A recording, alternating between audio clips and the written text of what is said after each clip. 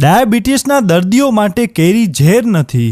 જાણો ખાવાની સાચી રીત. ઘણા લોકો માને છે કે ડાયાબિટીસ હોય તો કેરી બિલકુલ ન ખાવી જોઈએ, પરંતુ આ સંપૂર્ણ સત્ય નથી. યોગ્ય માત્રા અને યોગ્ય સમયે ખાવાથી ડાયાબિટીસના દર્દીઓ પણ કેરીનો સ્વાદ માણી શકે છે. યોગ્ય માત્રા: એક સમયે એક નાની કેરી અથવા અડધી કેરી ખાવી. યાદ રાખો, યોગ્ય માત્રા, યોગ્ય સમય અને યોગ્ય રીત. સ્વાસ્થ્ય સાથે કેરીનો સ્વાદ માણો. જ્યુસને બદલે સીધી કેરી ખાઓ. કેરીને જ્યુસ બનાવવાને બદલે સીધી ખાવાથી વધુ ફાયદાકારક છે, કારણ કે તેમાં ફાઇબર વધુ મળે છે.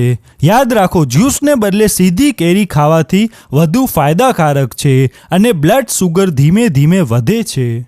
કેરી ખાધા પછી તરત જ અન્ય મીઠી વસ્તુઓ ન ખાવી. આથી બ્લડ શુગર ઝડપથી વધી શકે છે. કેરીને ભોજન સાથે અથવા ભોજન પછી મર્યાદિત માત્રામાં ખાઓ. કેરીને ભોજન સાથે અથવા ભોજન પછી મર્યાદિત માત્રામાં ખાવાથી બ્લડ શુગર ઝડપથી વધતું નથી. નિયમિત બ્લડ શુગર ચેક કરો. નિયમિત બ્લડ શુગર ચેક કરતા રહો અને તમારા શરીરની પ્રતિક્રિયા અનુસાર માત્રા નક્કી કરો. ડૉક્ટરની સલાહ જરૂરી. જો બ્લડ શુગર ખૂબ જ અનિયંત્રિત રહેતો હોય તો કેરી ખાવા પહેલાં ડૉક્ટર અથવા ડાયટિશિયનની સલાહ લેવી. સાચા માર્ગદર્શનથી સુરક્ષિત અને સ્વસ્થ જીવનશૈલી શક્ય છે.